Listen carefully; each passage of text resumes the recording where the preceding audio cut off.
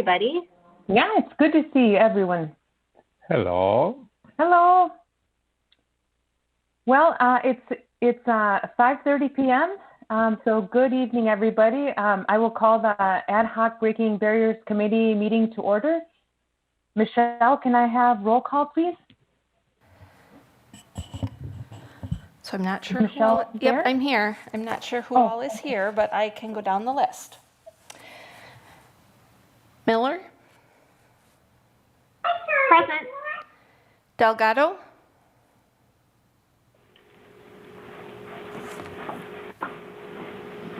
Bosco, Did you say Bosco, Michelle? I did. Yep, here. Barajas Vela, Morones, Morales, Zuniga, Lore,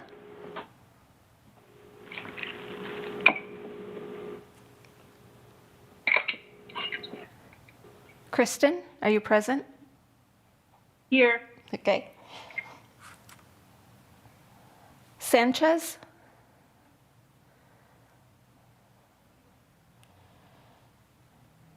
Duran, Here.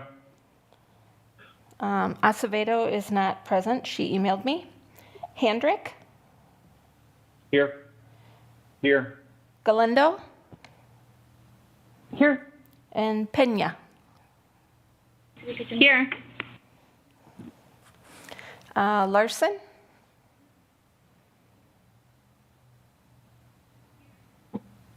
okay. So I have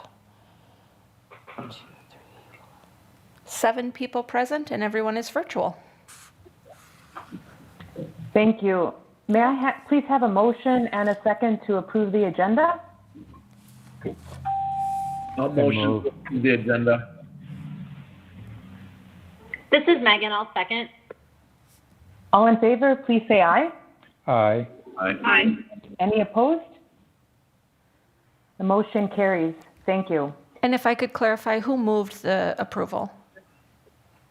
Tony Bosco. Thank you.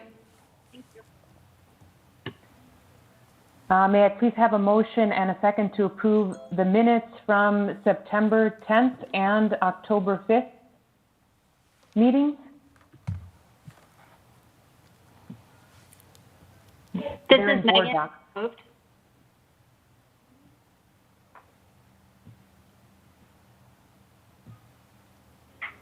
I second. This is Kristen.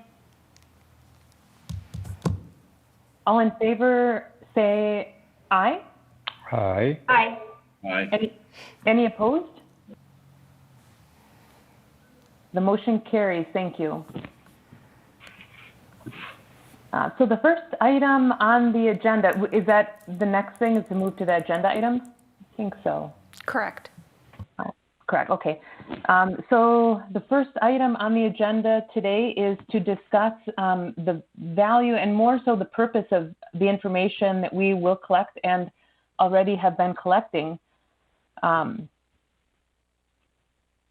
So by this, what I had in mind is just making sure we're all on the same sheet of paper about specifically what the essential question is that we're setting out to answer, whether that's breaking barriers really for parental engagement or breaking the barriers to student achievement and success. I don't know, is there any discussion on that?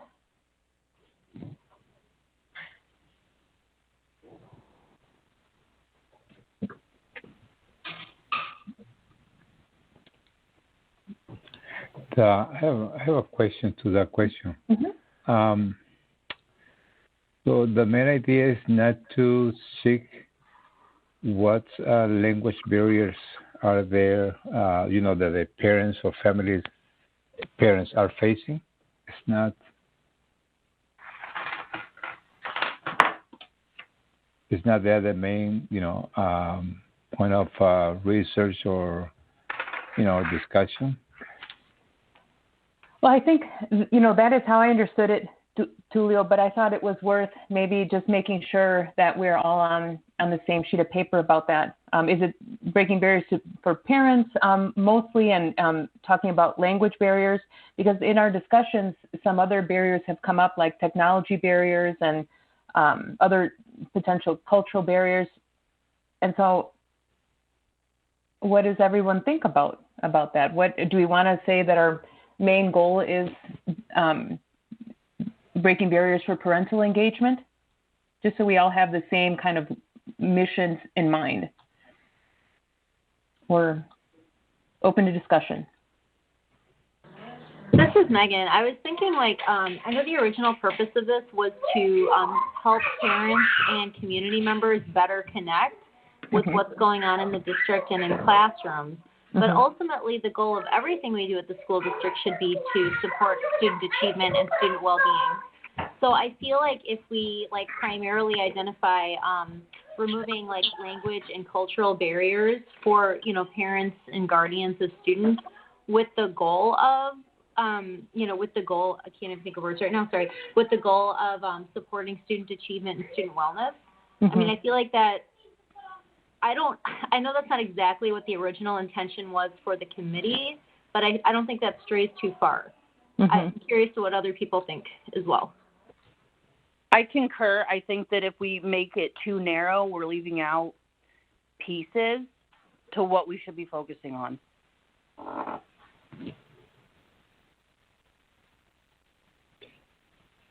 I guess I'm going to follow on that. I think, like Megan was saying, breaking barriers to student achievement and success is just always what we're about.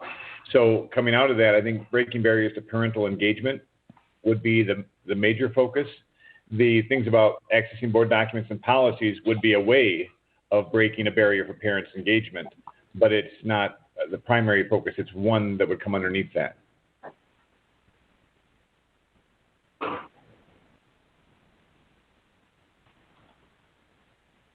Is there any other discussion on this agenda item?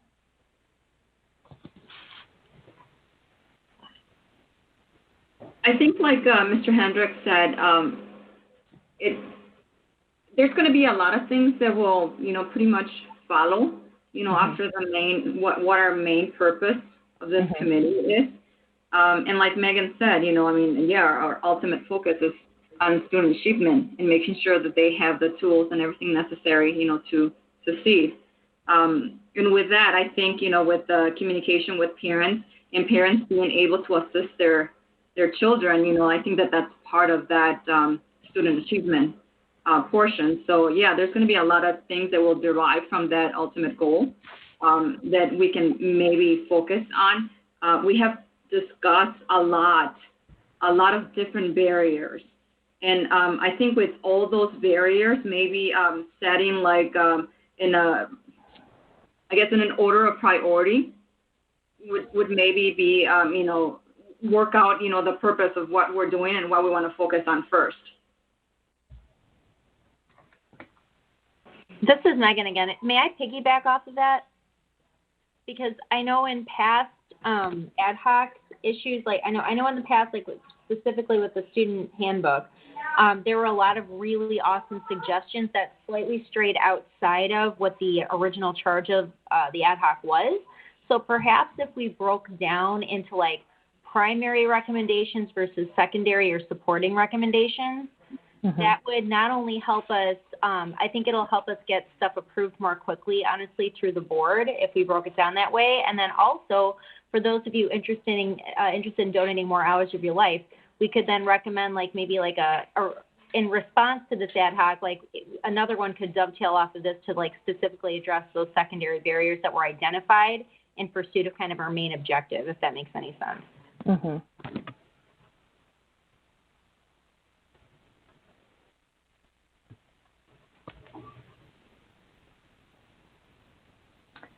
And I think this is, an interesting point to discuss, just because in order to kind of gauge how we will assess our progress and just kind of assess whether we've met the goals of the committee, that we all need to be clear on what our mission and charge is. Because if it was, I started thinking over the week, if it is student achievement, we need to be looking at that data.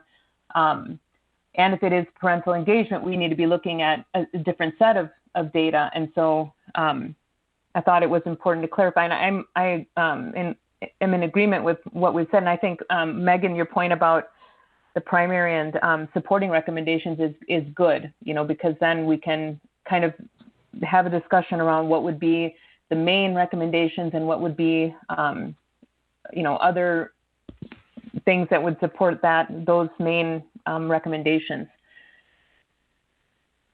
So is there any other discussion on this item, or maybe it would be worth summarizing what the charge of the group is, because a lot of valuable information was just shared. I took some notes, and I have basically that parental engagement, board policies are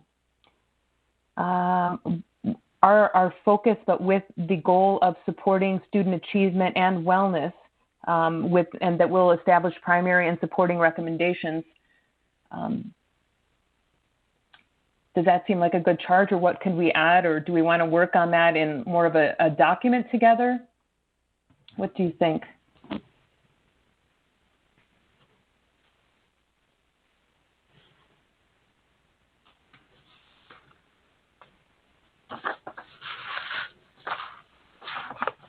Hey, this is Megan again. I think that what you just said sounded great, and I feel like as we work through this, if we need to tweak it, we can tweak it. But I really like your suggestion of having it, in writing.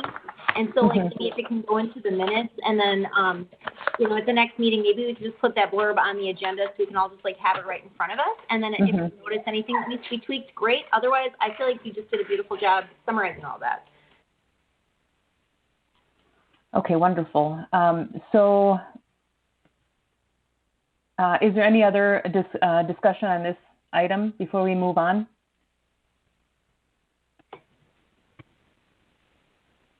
Okay, so the next item on the agenda is to revisit possible sources of information about barriers that we have already identified.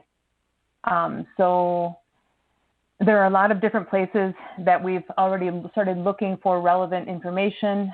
Some of these include the surveys of families that Tony and Tulio have. I think you have information to share about that today. Also, last time we had Jennifer Mendoza come and give a student perspective.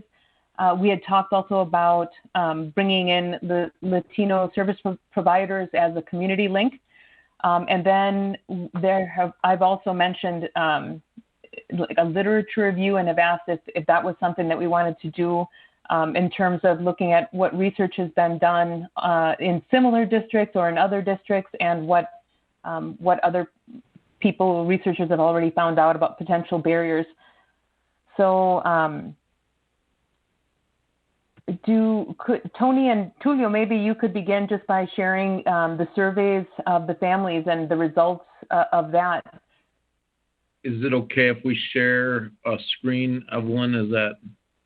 Yeah. We have the data from the survey so far, and I know Crystal is here, Tulio, to talk through some of the data. So as of yesterday, we had, I believe it was 69 respondents, and that was, those were the surveys that our bilingual homeschool liaisons did with families over the course of the last, 3 weeks since our last meeting. I think we pretty much got those surveys started the very next week. And we essentially had 4 questions that we were going through. The first one is asking parents about the barriers that exist, the communication barriers that exist between school, your child's school, and you as a parent. And the top responses were 42. Can everybody see my screen okay? Okay. Yes. 42% were the English language. Was the biggest barrier. The next was technology at 39.1% as the largest barrier. And then their work schedule was a big barrier in terms of communication with school, and that was at 30%. And then the need for academic support was a barrier, and that was at 27.5%. So those were the top 4 barriers that were identified by parents. And again, this was not an electronic survey. This survey was done over the phone by our bilingual homeschool liaisons, with each parent, each respondent. And again, there were 69 responses. The next question is, how satisfied are you with the communication from your child's school? And 66.7% rated that as a 5, very satisfied. 14% rated that as a 4. So between the 4 and the 5 levels, that was 80% of respondents were satisfied or very satisfied. 13% were somewhat satisfied, and then you had about 5.7% that were not satisfied or those last 2 ratings. So again, 80% of families, according to this survey, were satisfied on the upper end, and you know, the lower end of that was about 5%. And again, that was 69 respondents. And that was communication from the school. Okay, that was from the school. And then this is communication from the teacher. How satisfied are you with communication from your student's teacher? And that was actually higher than from the school. That was 69.6% for extremely satisfied, 17.4% for very satisfied. So those two are 87% were satisfied in communication from the teacher. So, and then you have, so about 12% or so that were not satisfied. Like, you only had 4.5% that were very unsatisfied or somewhat unsatisfied. And you had, like I said, 87% of the respondents were very satisfied or satisfied. And then this is, what is your preferred method of receiving information from your child's teacher, the school, or the district? And the top responses in this area were number 1 at 50.7% was telephone. The second highest response was 40.6%. That was text message. The third highest response was an email, and that was 24.6%. So again, the top 3 responses for how you would like to receive information from your child's teacher, school, or the school district. Telephone was almost 51%. Text message was almost 41%, and email was about 25%.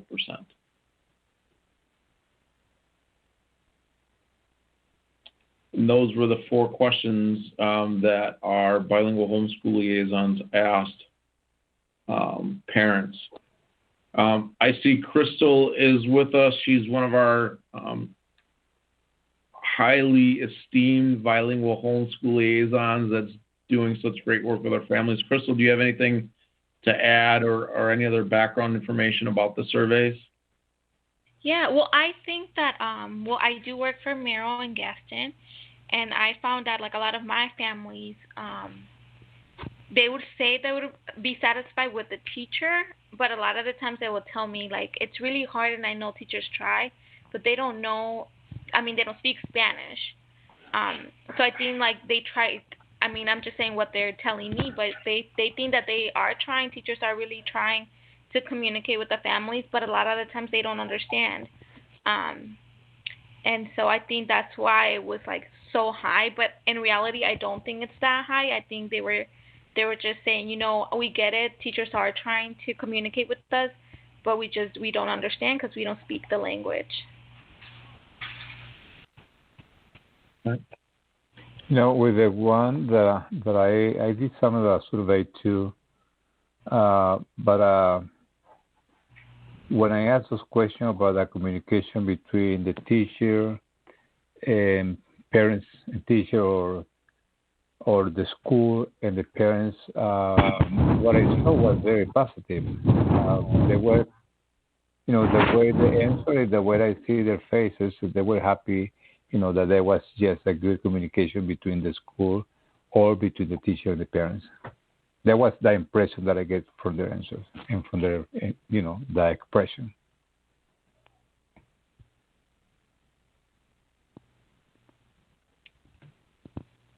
Were there any follow-up? Were there any follow-up questions asked for the parents who are very satisfied and the parents who are very dissatisfied? Because if you ask why are you very satisfied or why are you very dissatisfied, you can get the top responses in what are we doing the best and what are we doing the worst. And then that can actually kind of guide the plan itself.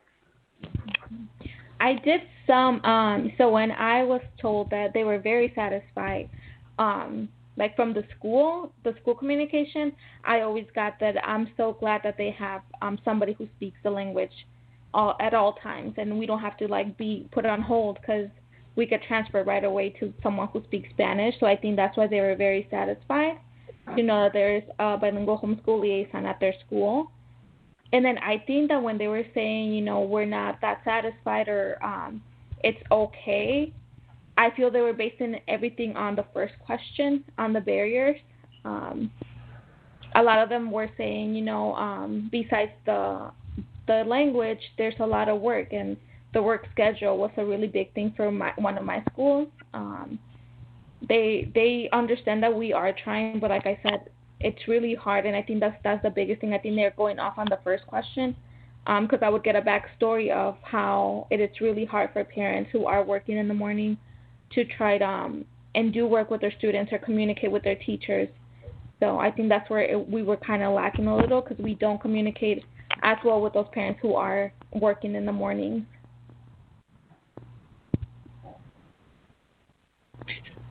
I'm wondering, looking at this, it looks like the English communication or struggle with is the biggest issue, and I guess I'm wondering one of two things is, or maybe both. When you're communicating with teachers, to be able to communicate when when you don't speak the same language. So is it that we need to do more to make sure that we're communicating, we have that bilingual communication? Or we need to also look at how we help parents with that. Like we partner with the State Language Literacy Council, which has a major focus on helping people who come from other countries learn to speak a second language. Do we need to look at some kind of combination of these things? Because that seems to be the central issue that I'm hearing from everyone here.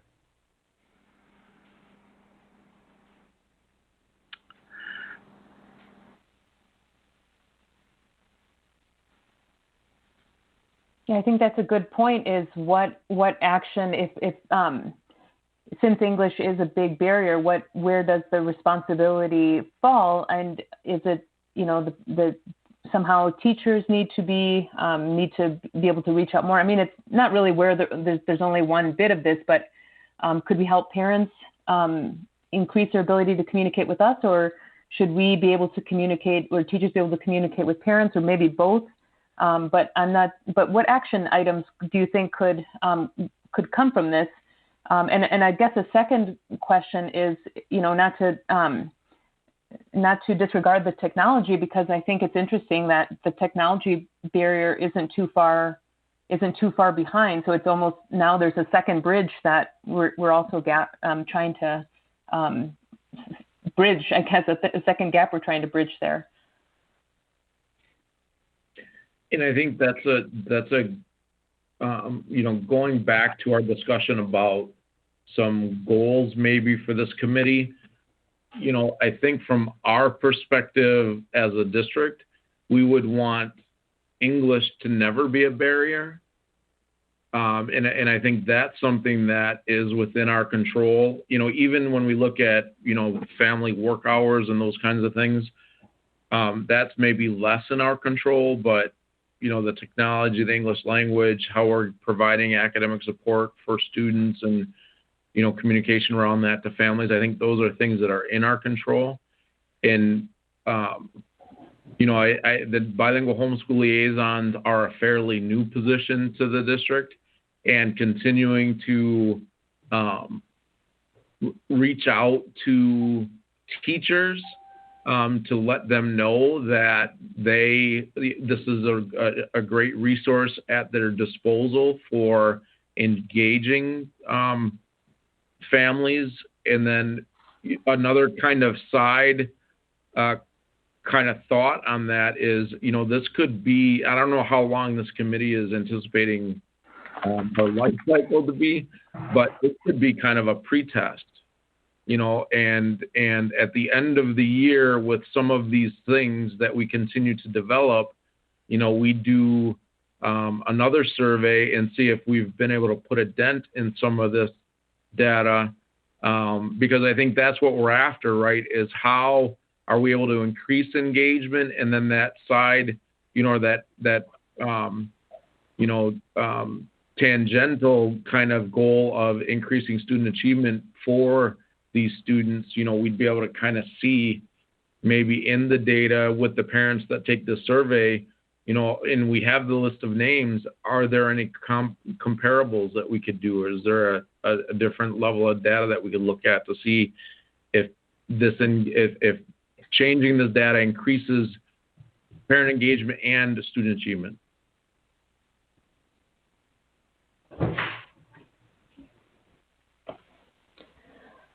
This, I guess, for Crystal and Tulio, and maybe Tony too. When you say, or when the survey says necesito apoyo académico, could you kind of unpack that a little bit and what parents may have understood by what kind of academic support they were thinking about there? I think because everything is virtual, I know a lot of my families have been having a hard time doing assignments. I mean, they're simple things, but I've been getting, since they're using Seesaw, since it's elementary school, they're using the Seesaw app. But a lot of the times I have families telling me, I don't know how to do the activity. I just go off based on what other kids are doing, and then that's what I tell my kid to do, because they're not understanding the directions for those activities. And I think that's what most of them were meaning when they said they needed that academic support and how to do things and how to engage their students. I have been translating some activities for different classrooms, but I honestly don't know how we could translate everything that's going out to the students in Spanish in a timely manner. Mm-hmm. I think we need to be really careful here to identify what is going to be a typical language barrier and what is going to be something specifically due to this pandemic. There are a lot of hard times that children are having on all levels, no matter what language they're speaking, and the technology issue and the timing issue and a lot of those are going to come out from everybody just because of the format of the school, parents' work schedules. And it's incredibly difficult for parents to do this. They work full time, and now they're supposed to be a teacher too. And they have to understand it to teach the kids. So we need to be really careful not to cross those two lines and to separate where is it from specifically online schooling, because it's not going to be this forever. And where is it something that has been there in place that will continue in the future that really does need changing?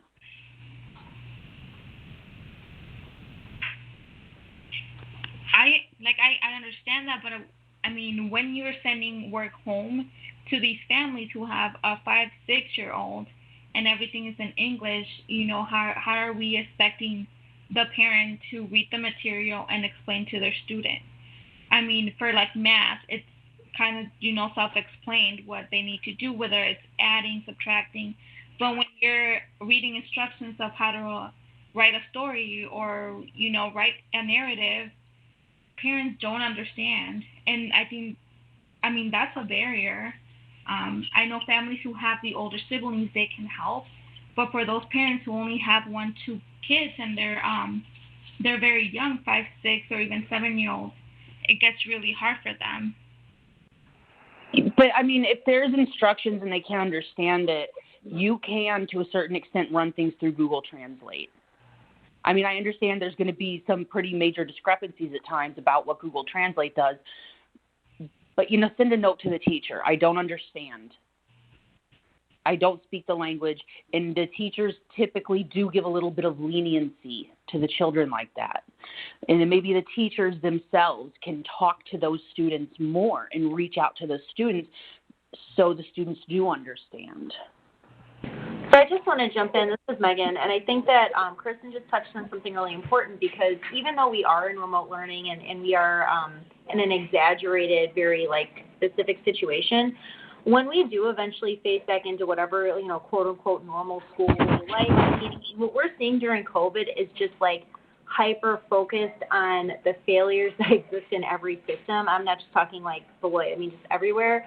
So I do think it's worthwhile to explore what are we lacking in help for parents to understand what's expected of their children on school assignments.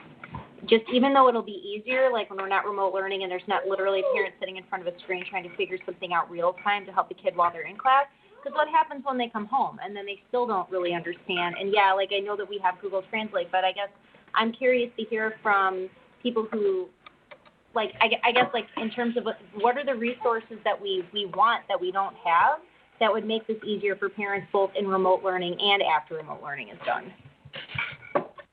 Can I jump into that? And only because I am a parent, and I consider myself, highly educated, but even at that, the way that I learned how to do things when I was, in high school or whatever, is totally different the way that things are done now. So even for us parents that may not have a barrier, a language barrier, there's still a barrier of learning, and teaching as well. I think this question kind of directs itself more to, I need more more help on understanding the assignment. And I think where we lack at, and it's not necessarily that we're not offering, because I have found out myself that has always been available to students, but it's more so that parents are not reaching out, or they're just not knowing how to go about to reach out, to get that help. Either from teachers, if it's by email or a phone call or whatever, but sometimes we tend to put the responsibility on the parent when it's more so the responsibility of the child, if that child is not understanding, to reach out to that teacher. I know that right now, for instance, there's that, those hours set for kids to reach out to their teachers, but I'm pretty sure that a lot of the parents do not know that there's that time allotted for them to reach out. So I think it's just a matter of how we communicate. Okay, so I got that email on the calendar for second term on how that's going to work. I'm pretty, I work with schedules, so I know how to translate that. But when a parent looks at that, and I can tell you 100% sure that there's going to be a lot of confused parents just looking at a schedule that are not familiar with, that kind of format on a schedule. So I really do not know what would be the easiest way to set it out, because it is sent out in Spanish as well. But like I said, sometimes even the level of understanding, and just, I don't know, translating, what's being received, it's hard for parents. What if we were to say, what are the of these topics, at least two, maybe more, what would we target? And if we sat down and targeted those and said, let's just be really specific, that we'd rather target one or two really well than try and hit everything, what could we do in those areas to address the issues that seems to be presenting us? One of the biggest things that you could do is to quit posting the high school schedule in periods and making the online schedule in blocks, because I personally don't understand that. And how do you translate periods into blocks? It's very confusing. And it took me 6 emails and a dozen phone calls to even figure out what block is what class and where is what. And then if you translate that into Spanish, it's going to be even more confusing. I agree with that 100%. And are you, Maria and Kristen, are you both parents of students at the high school level, or is that happening across the district? It's happening at the high school, and I have not noticed it. I also have an intermediate school. I have not noticed that in the intermediate schools, only the high school. Mm-hmm. I only have experience with the high school schedule, so yeah, I would not know about the intermediates or the elementaries. Mm-hmm. And I can say, as a teacher at the high school, that even that the students themselves are always confused about that because of the periods. I've received emails even until the end of the semester one asking what block they were in. And so maybe that is a good point, where if the students are unclear, it's going to be really hard for the parents to reach teachers. Intermediate has gone away from, in essence, having periods and blocks. We basically just have periods. They're all equal length. So I think it's less confusing. Maybe that's why we're hearing less about it.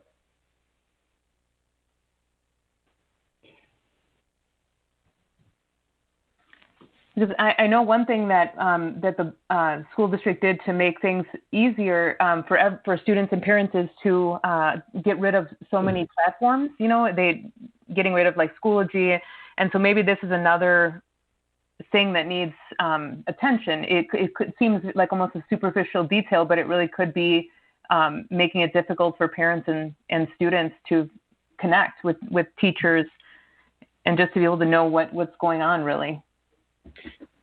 So I think we're hitting, to me, what sounds like a central issue, and that's the perspective of parents that we don't always see from within the district, and making sure that's heard and how do we address it. Like I'm just thinking as we're talking about how things are going, how things are communicated, and I know technology is an issue, but there are things, for example, I think are going to be easier to demonstrate if you had a video to show like how to use the high school schedule, rather than just something being sent out to read. When reading in English or even reading in Spanish might be an issue, but to have something recorded, if you're able to access it to watch it, would make things a lot simpler. How can we do things to make it the easiest for information to be accessed? I totally agree with that. With the videos, I know that it seems a lot easier this term where there's only one class, and then those classes will be posted later, because then if you don't understand something, you can always review it later in the day, and having like videos there does do a lot of help.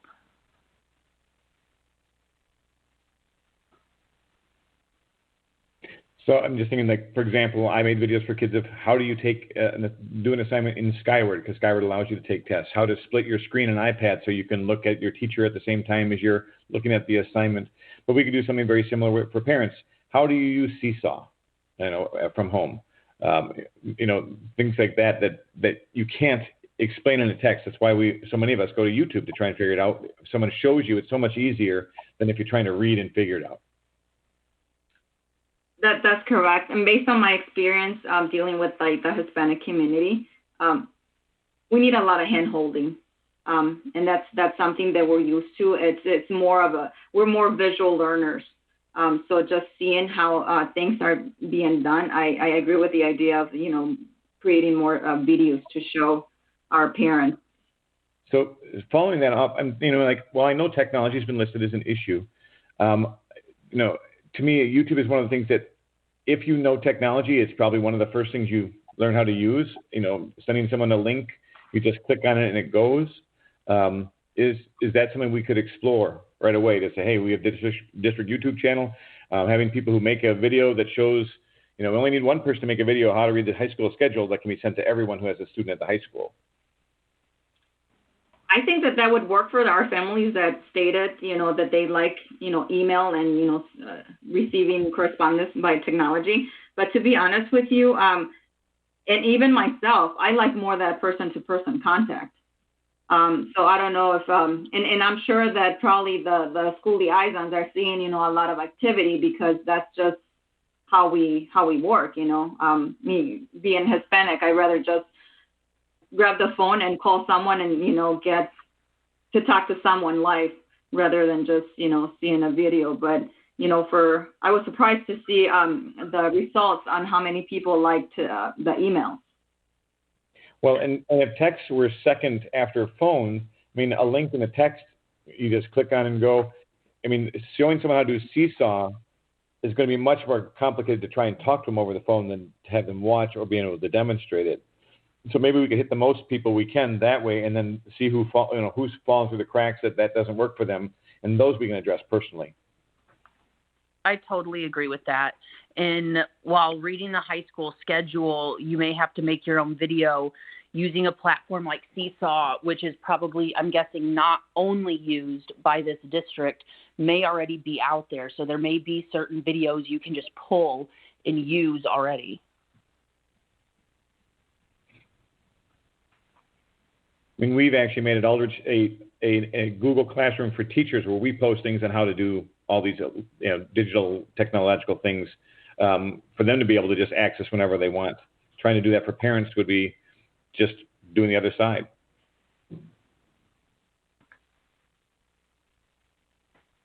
And possibly one way that we could hit both of those points, the need for person-to-person communication, and also the having the information available, would be to have like some kind of almost like a live broadcast, where because I have a friend who's a bilingual resource specialist in the Madison School District, and I know that on her Facebook, she has like a Facebook that's dedicated to the parents of Latino students, and then she always has live broadcasts, and they just come up all the time, and I think it's very personable, and she just records them live of her sharing news information, but maybe it's something to consider. What if you made like a certain night of the week when there were, or a certain couple times, an evening and an afternoon, where you have scheduled broadcasts, you have a schedule what's going to be broadcast? People could just sign up or show up. I mean, you can do technically whatever you want, but the more complicated you make it, the more work that people have to put into it, the longer it's going to take, the harder it's going to be to access, and the least likely it's going to be effective. So in making any kind of program, you really want to think what is going to be the simplest and the quickest to roll out to have the most impact. Right. So thinking of all these things, trying to put these together in thought, if we had the district YouTube channel or whatever, we create a series of YouTube videos based on what we know parents need already, what we hear from them that are always there, and we have a link to the channel, a link to the videos as they come out that we can send out through text or emails. But then we also have in-person contact, people who are going to them directly, or maybe like we have that Thursday at the library. What if we had also online session for parents too, that you could come anytime, like teachers have office hours, we're sitting there with the screen open, students can show up, do something similar with parents. So there's multiple means of access that are simplified, this day, these times, in person at the library, on virtual here, and here are the links that we send you out whenever something new comes up.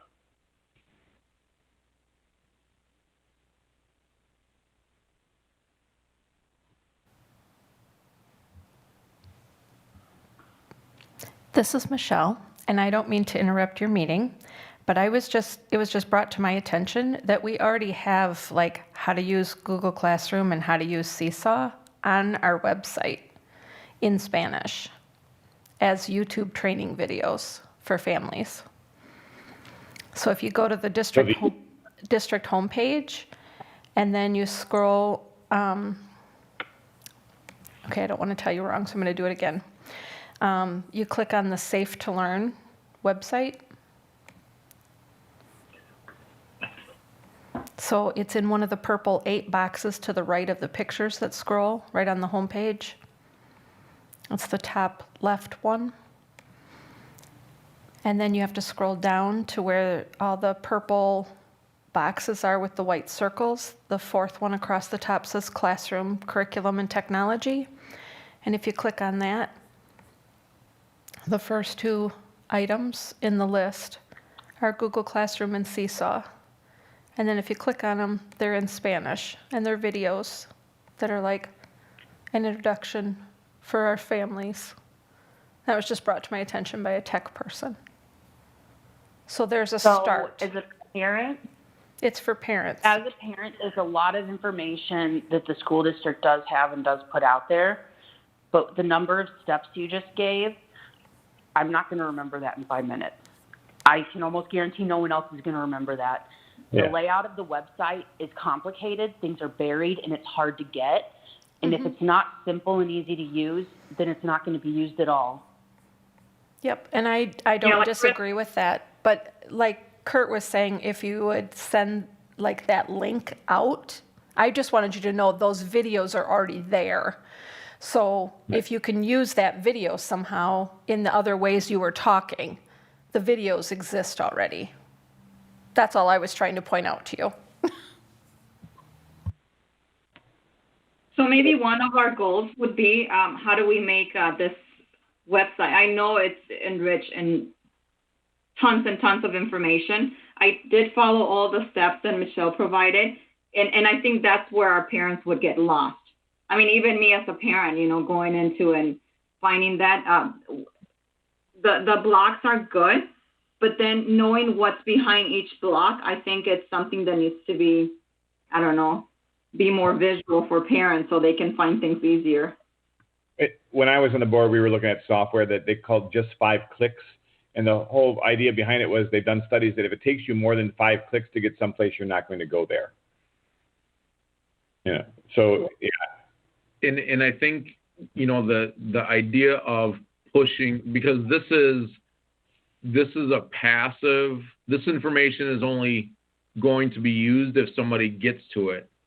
And I agree 100% that we need to push it out. And I think through Blackboard and knowing that we have access to the phone numbers of those families, we can send a text message through Blackboard with the link to Seesaw. You could do that just for the K-5 Spanish-speaking families. You could do the 6-12 Spanish-speaking families and push out the Google Classroom video to those text messages.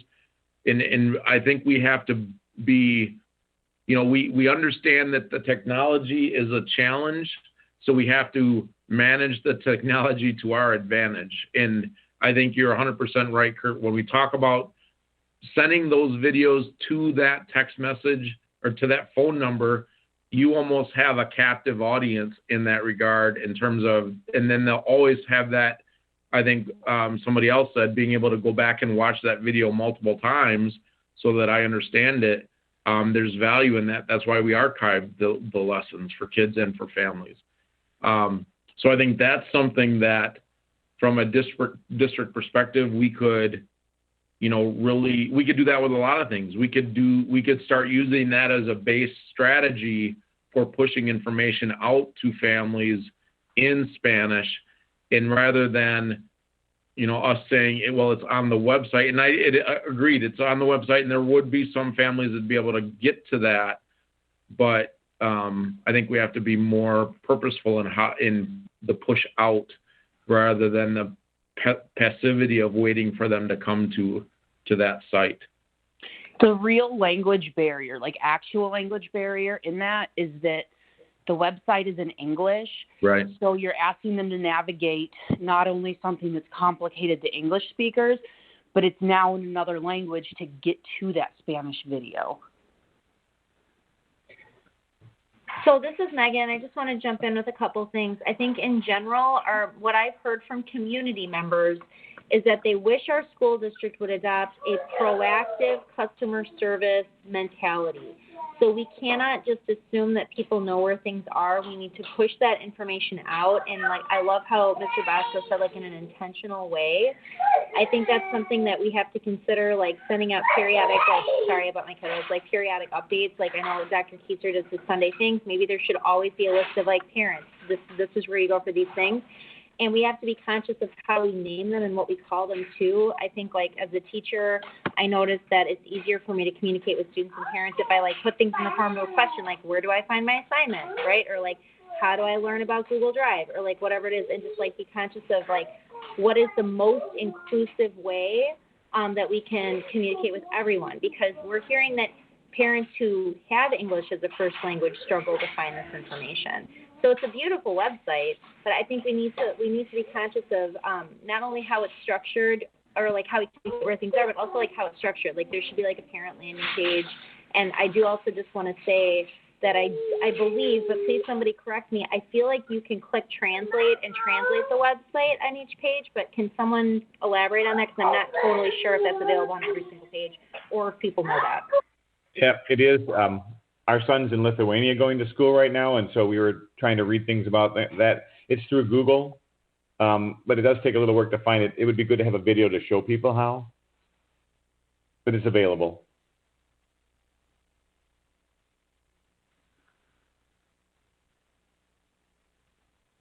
Megan, did you meant to ask about the district's website, if a translate is available? I see a translate button like right on the corner of every page that I click on, so I don't know if that's what you meant. That is what I meant, but because English is my first language, I'm just curious, like, does that work for people? Like, is that something that's working for people whose first language is Spanish or has a different language? I would imagine.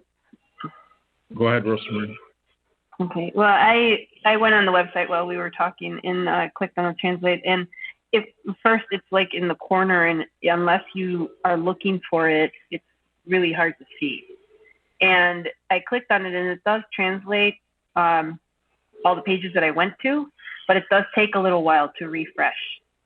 So I don't know if there's a way that we can direct parents to this website if we have to, if we're using Google Translate, but where it directs them to the translated version of the website rather than having to click on that translate, unless we make some sort of like huge campaign or like some sort of advertisement that this is how you can translate the page, so everyone's aware of it. If the translate, is there a different word for translate in Spanish? Yep, it's traducir or traducción. If that translate button was written in Spanish as opposed to in English, do you think it would be more effective?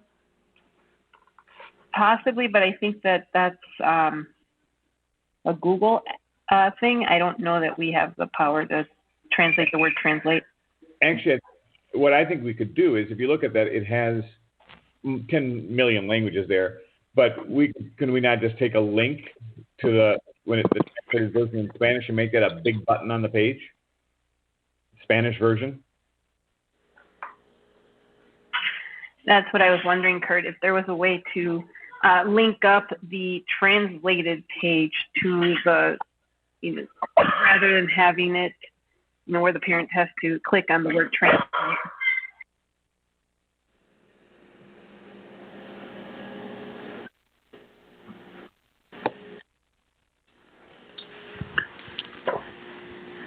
So is there any more discussion on this agenda item? I know, I'll just jump in. I didn't want to let go of Tony's idea from earlier about using this particular survey as as a template, at least for a baseline of where we're at now, and then potentially coming back to it later and to gauge the progress that we've made. How do you feel about that? See Kurt's thumbs up. Yeah, I think like normally for the technology barriers and some of this, if kids, not this year, but typically the kids have like a registration night where everyone's supposed to come in and get their paperwork turned in and get their schedules. What if on that night there was something where it actually walked the parents through this and told them all this, so it kind of gave them the heads up on what's there? And then if that class like teaching technology was in English and Spanish, then everybody would be able to understand, and at least they would know where to go. Like something on how to use the website and have like an in-person with registration.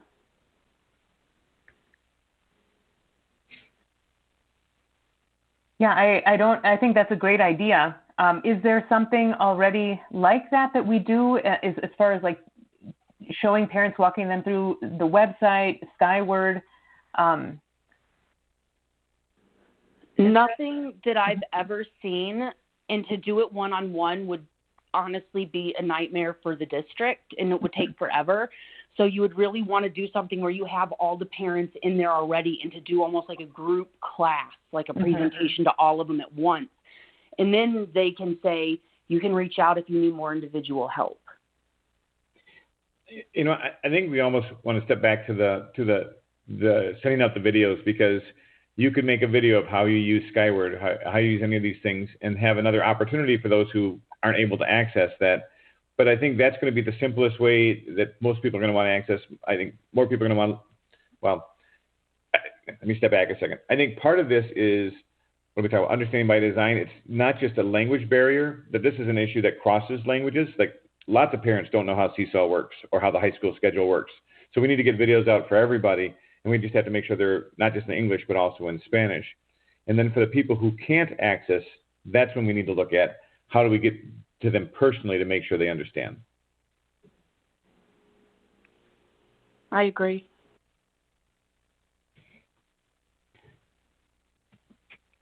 So I guess I'm hearing that we're hearing from parents things like Seesaw, high school schedule. We need to find what those things are. If we already have the videos, like Michelle said, we make sure, like Tony said, we push them out and get them to them. And then we see who fell through the cracks, especially if we have our, homeschool liaisons, touching base with people to find out who is that not working for.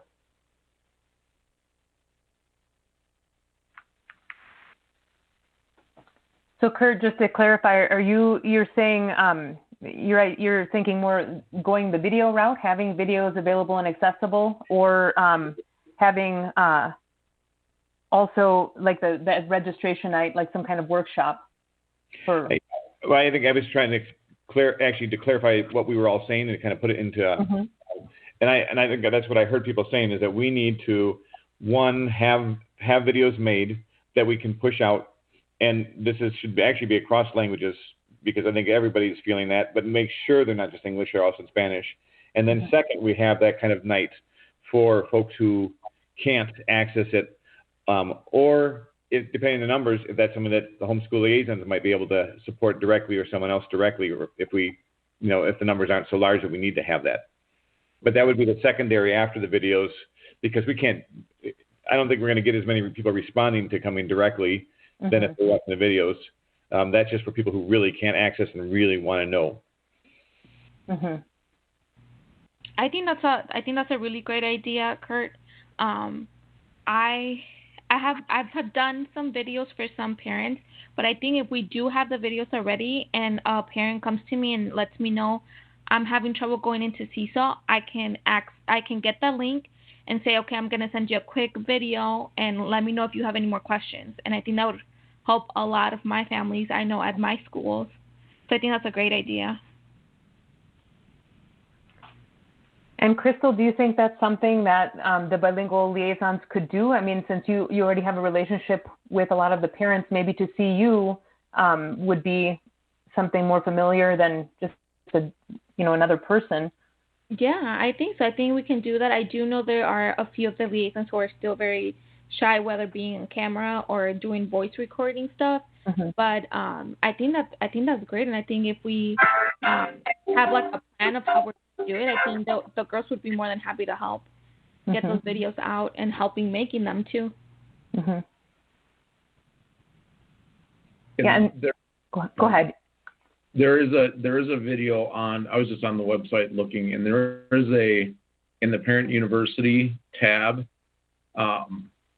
There is a video on Skyward, accessing Skyward. So I think, we can work with Robin Bai and Tulio and the bilingual homeschool liaisons, because I think that's between Seesaw, Google Classroom, Skyward, you know, maybe a video about, you know, attendance procedures, you know, something. I mean, or the distance learning framework. You know, we've been talking about having some kind of a parent panel discussion. I think we could push some of that stuff out, again, purposely to the numbers that are in Blackboard, and you know, 3 to 5 minute, 5 to 7 minute YouTube videos that parents could access at their leisure. I think that would be good. You know, before pandemic, we used to provide Skyward training. Robin by used to do the training, and we brought the interpreters. And, you know, we have quite a few families doing that. This year we haven't done that because, you know, what we already know. But when we did those trainings, that was pretty good. Those who learn, and those who had difficulty, but we provide the training.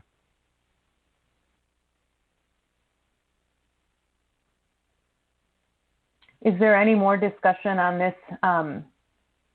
this agenda item before we move on? I think we just need we'll have to look at that list, because I'm thinking like the district just added Nearpod as a subscription for the whole district. A lot of teachers use Edpuzzle, so trying to find out what are the things that are going out to lots of students that we should get out.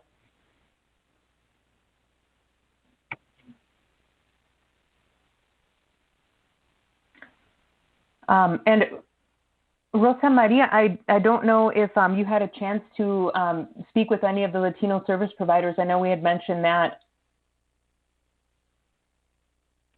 Yes, I only emailed Cecilia, and I asked her, I said, do you have anything in the community where, you know, has this issue been tackled or discussed or anything like that? And she said, no, that they haven't done that. So that's, I can, yeah, so that's the feedback that I got from her. Okay, thank you. And then I did look, you know, I spent a little bit of time looking at some of the research that's been done. And so I don't know if we want to do anything more with it than just have it as a resource. There are some interesting articles that I found that you will be able to access in the agenda, but it's just other districts have done research on, you know, articles like barriers to school success that Latino students have had, empowering Latino parents to become a part of school. So those topics, there has been quite a lot of research done. So maybe it's just a resource in case you want to, you know, get other ideas or see where other districts are. It's in the agenda for today's meeting. Any other discussion on this item? Just recommendation. If somebody can write a guideline for the bilingual homeschool liaison to follow when they have to record the video, that would be the same thing. So we have about 6 bilingual homeschool liaisons. That would be nice to have something uniform. Mm-hmm. I guess I'm just going to bring up, I don't know if this is the time for it, but we were talking about English, you know, being that #1 issue. Should we have some connection with the State Line Literacy Council? I mean, that is a major focus they have. You know, maybe families aren't aware if they want support with learning English or along those lines, to try and connect with them. I don't know if we've had partnerships with them in the past or not. But and along those lines, and I know only like one person had picked this, but and I wonder about for us as teachers, you know, have we ever thought about in the district encouraging ways of more teachers learning Spanish? Like I know that Beloit College has a summer immersion program with a number of languages, but a few years ago they had each year a police officer and a firefighter who got a scholarship for the 9-week immersion in the summer in Spanish. You know, I don't know how they arranged that, but you know, maybe, I mean, I actually ended up with like a half of one of those because a firefighter couldn't take the whole one. But that would be an interesting thing, and you learn a lot in a summer where all day all you do is speak Spanish. So would that be a possibility? You know, we have off in the summer? How many people would like to do that? Maybe it's professional development. The district supported that work, did a partnership with Beloit College. Is that something we could pursue? Make those phone contacts for parents a lot easier if more and more teachers were doing that as part of their PD in the summer. I think that's a great idea, is something optional that teachers can opt to sign up for and it's paid for by the district. Also, the State Line Literacy Council provides amazing opportunities, and there are a lot of people that don't know about it and that aren't aware. So just to make it as part of the general communication that this is here, this is a resource, and make them aware that it's there and provide their contact information, I think is a great opportunity for the parents as well, because maybe they don't even know about it. As far as the teachers and their learning of Spanish, for example, some things that I've seen over the years, maybe about 6 or 7 years ago, we purchased Rosetta Stone for the teachers. We purchased 15 accounts for the teachers to use. And the usage on that, because I did monitor it, there was like 3 or 4 teachers that regularly used it. And as the year went on, a lot of them dropped out. And I ended up with one teacher that was very dedicated and was using it all the time, and other ones that had great intentions, but it just wasn't, it wasn't fitting in their schedules. And so I think if it's something that we want to pursue at the district level for teachers, it would help if it were a regularly meeting, like actual physical class, or even online, led by somebody rather than independent learning. Or during the summer, like Kurt said, there's Beloit College, there's also, school overseas, like Cuernavaca in Mexico has many schools there too. So, it's something that we could explore, and even like the Ministry of Spain will offer scholarships for teachers to go overseas and do some learning as well. So I know, like, actually the Cuernavaca program, flying there and going there for the same number of weeks is like paying to go to Beloit College for the immersion. There wasn't much difference in cost, so why not go to Cuernavaca? La ciudad de Primavera y Tonal, ¿es correcto? I think if you gave teachers the opportunity to have a paid immersion program in Spain, a lot of them would take it. I would if I was a teacher. Yeah, so absolutely. I lived for 4 years in Spain, in Valencia, so I can show you around. I think that the issue with some of the younger teachers, the teachers that don't have children, would probably be the ones that would be more likely, because I know that's a barrier for a lot of teachers, going to other places that they have kids and can't really leave them behind. Well, some of those places have immersions for children as well. And the one thing that I'm thinking would be a potential obstacle would be the cost of something like that, and how much the district could realistically, afford, that kind of program. But like you said, it's almost the same price maybe to go to Cuernavaca as having a program at Beloit College for the summer. But another option would be, to have Spanish teachers teach, something in the summer, because, you could potentially get summer school, pay for something like that, and then work with colleagues, and have something at the high school. Do you know someone who teaches Spanish, Emma? I happen to know a couple people. So yeah. I'm sure there would be a lot of interest. Well, it could also help support the DLI program if we're working with teachers learning Spanish, I think that partnering with great idea. Also, Beloit College is having lower and lower attendance, and they've been stating there's issues with their budgets because of the lower attendance. So maybe they could put together a program at a reasonable cost specifically for the district. Yes, and do those programs lead to college credit? Because I know that that's a motivator as well for some of the teachers.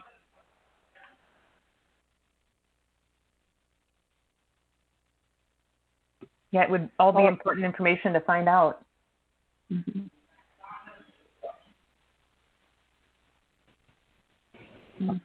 But I do think go ahead.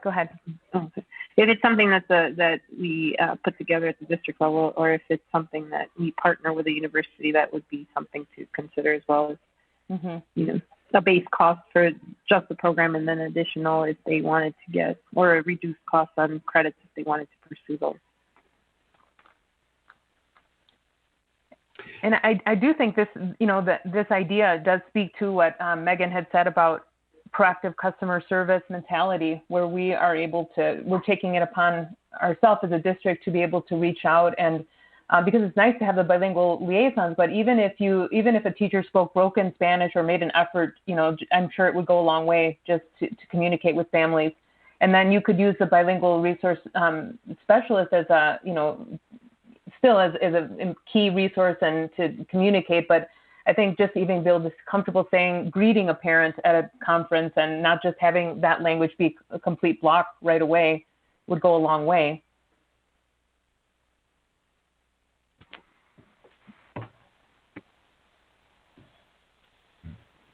Any more discussion on this agenda item 2?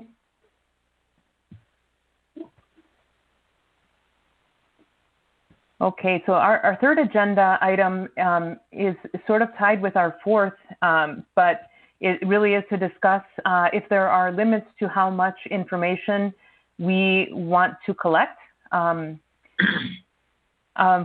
families before we start taking action on items or just establishing a set of specific goals for us. And this could be related to a quantity of information or that we think we need in order to, before proposing action steps, or a timeline. Like, is there some kind of, is there any discussion on how much we want to kind of think about this before we move forward?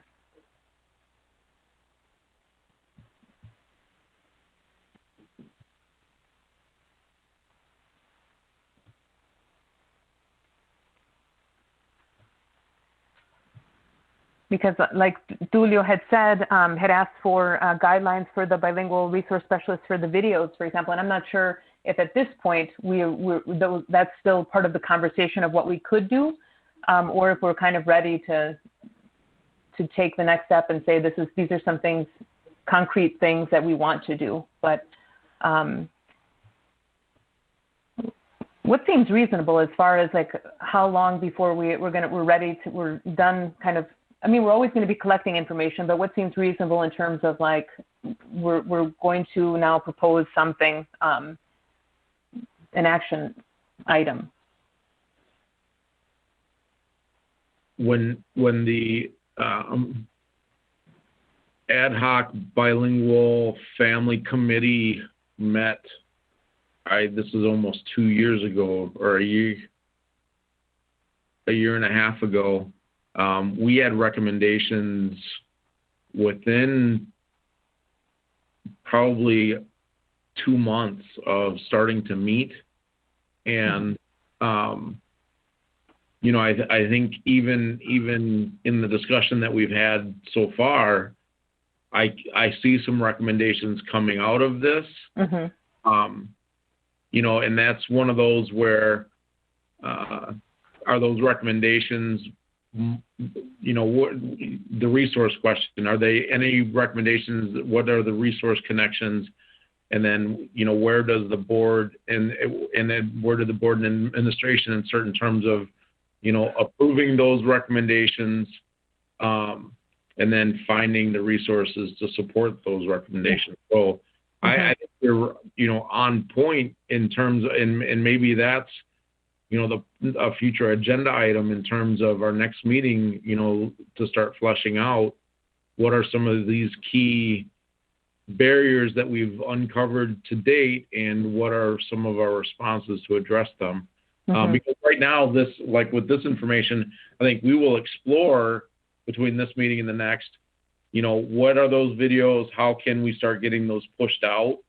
But I don't know that necessarily requires board approve, anything like that. But I think at some point want to let the board know, where the committee is going. But I don't know what expectation the board has as far as a report out on progress. And I know some other ideas had come up before when Jennifer was here. She mentioned the mentor program, or we talked about a mentorship program that, through the DLI. And so there's just a lot of really great ideas. And so, and also the teaching, the initiative of having teachers, have some kind of program. I think those would all be things that the board would have to hear and approve.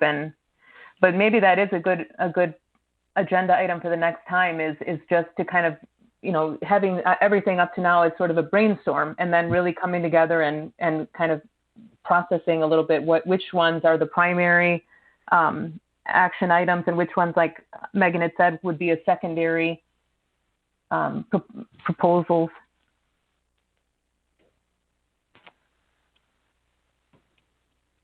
So are you saying that we're going to make up like a list of everything that has been discussed over the last, is this our fourth or third meeting?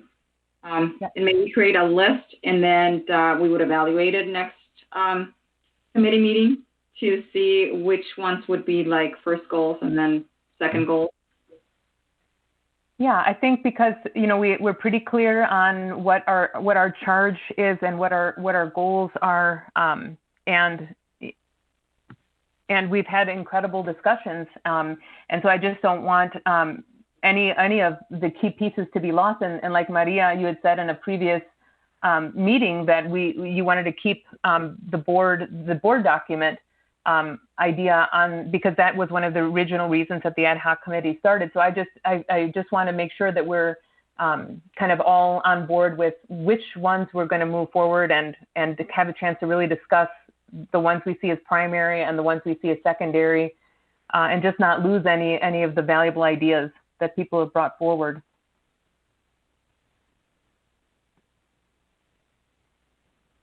I think that is a great way to start for next meeting. And then we can start focusing on the priority items and the ones that need to be moved to maybe board approval. Megan does like a summary of like the committee meeting every month.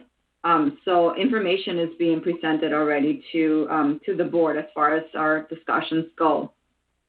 So that's something that is already being presented. But that's just a summary of what the committee is, talking about.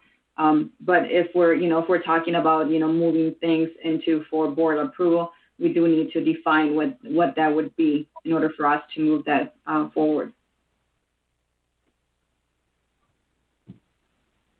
And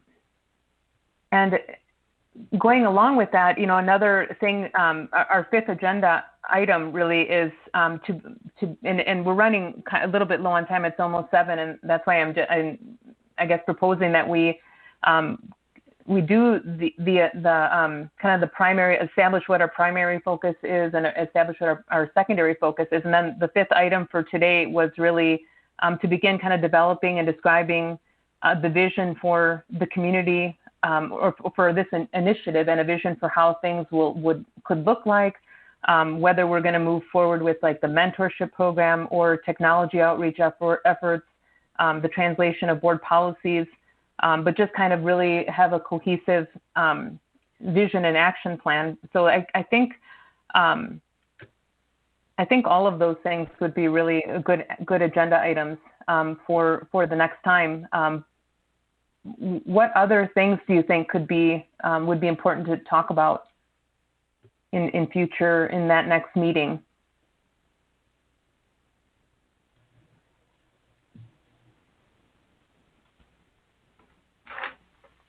I think with all those items, we have a pretty solid agenda already for next meeting. I don't think we want to go too heavy on the agenda items, only because we are limited in time. And I think, when we start discussing items, and all of the items that you mentioned, they're very, valuable items, and I think that are worthy of, the time for that discussion. So I don't think I would want to add more than that, in order for it to be a productive meeting. I think what stood out to me for the two most predominant ideas that made you the most help would be the student mentorship program that we discussed last time, and then also the looking into how to provide classes or immersion trips for teachers.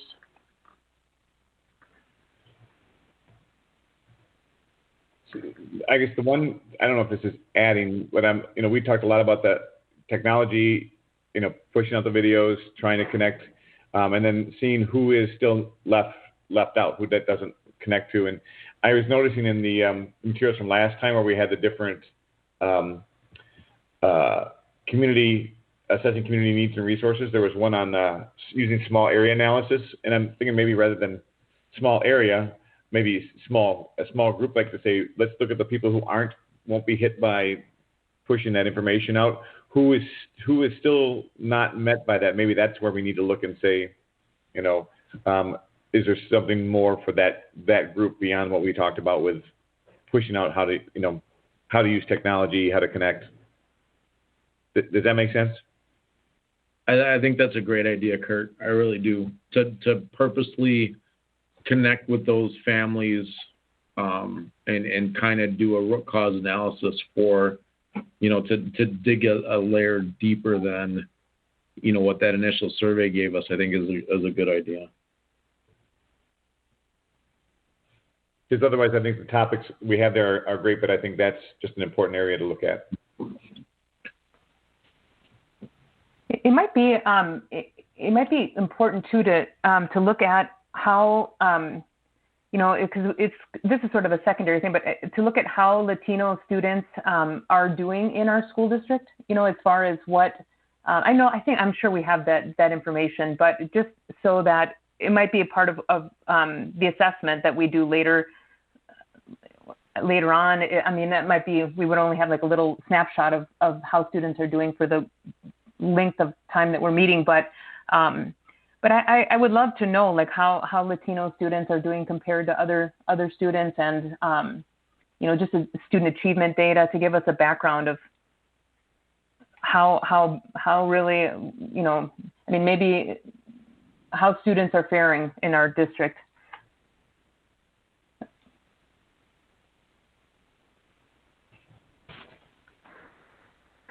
Evelyn, just an FYI, we are going to present some data on the DLI program and for EL students at the board meeting on the 10th. So that's basically a K through 7, K through 8. Mm-hmm. But I think to look at some outcome data for our Latino students, exiting the high school and those kinds of things, I think would be valuable also. Mm-hmm. Yeah, because it's, I think it's important to keep in mind all the work, because the DLI program is a huge way of reaching out for student achievement and for parent engagement. And so there's already a lot of important work that's been done, but just to kind of make sure we're all aware of how that is. Well, and even highlighting specifically, some of our report card data in terms of Latino graduation rate and, Latino ACT score, those kinds of things I think would be good, some good benchmark data for us also as we explore, how engagement increases achievement. So.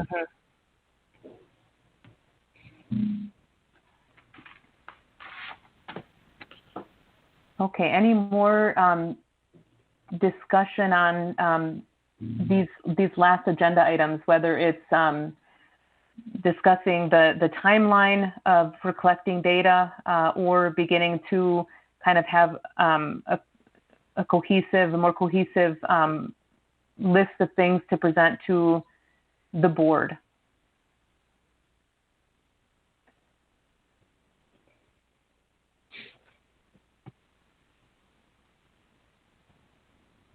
Okay. So I think then that concludes the business for this meeting. Is there a motion to adjourn? Oh, I'm sorry. Go ahead. No, do we want to set the next meeting date? Yeah. Thank you. No problem. I have the first week, or the first Monday in December is the 7th. A day that will live in infamy. Yeah. So 5:30 to 7 on the 7th?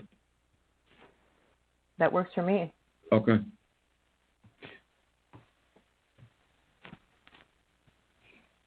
Okay, and do we need to vote on that meeting time then, or? I don't think so.